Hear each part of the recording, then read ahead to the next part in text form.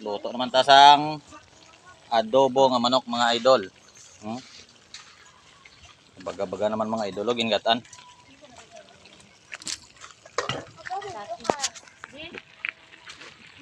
Wow, idol. Ginataang manok mga idol. Guwida sili.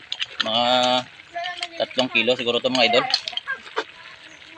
Galing to sa eskwelahan namin kahapon. Pwedeng pang ulam, pwedeng pang pulutan mga idol. Ayan na.